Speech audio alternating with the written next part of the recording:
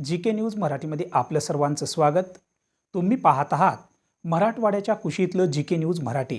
आता घेऊ विविध क्षेत्रातील राजकीय, सामाजिक, आर्थिक, कृषी आणि क्रीडा व तसेच शैक्षणिक विषयी घडामोडींचा आढावा। चला तर वळूया पुढील बातमीकडे।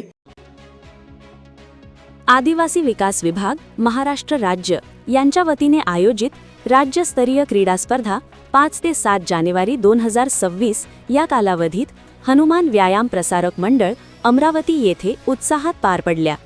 या स्पर्धेत किनवट आदिवासी विकास प्रकल्पाने उल्लेखनीय कामगिरी करत राज्य पातळीवर आपली स्वतंत्र ओळख निर्माण केली आहे। या स्पर्धेत किनवट प्रकल्पातून एकूण 89 विद्यार्थी सहभागी झाले होते। त्यापैकी तब्बल 55 विद्यार्थ्यांनी विविध क्रीडा प्रकारांत पदकांची कमाई केली।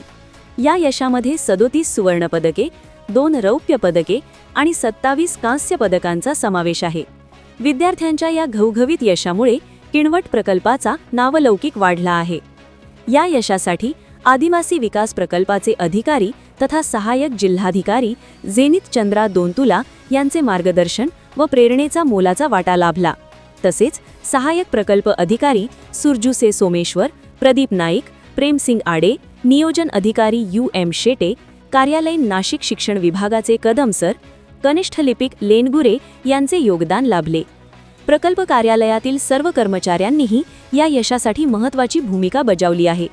याशिवाय सहाय्यक प्रकल्प शिक्षण अधिकारी राजेंद्र शेळके यांच्या अचूक मार्गदर्शनामुळे व विस्तार अधिकारी बोर्डे जोशी यांच्या नेतृत्वाखाली माधव देशमुखे, बालाजी आमले, दिलीप कनाके, नागनाथ भुरके यांच्यासह सर्व क्रीडा शिक्षकांनी विद्यार्थ्यांच्या तयारीसाठी विशेष परिश्रम घेतले।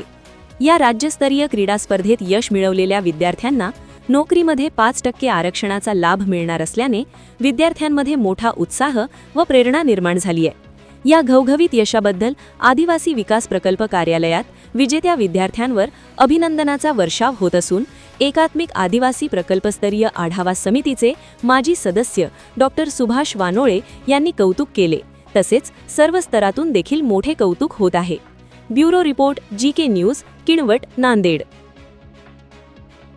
तुम्ही पाहत आहात महाराष्ट्राच्या कुशीतलं जी.के. न्यूज मराठी। सात जनतेची, भूमी महाराष्ट्राची।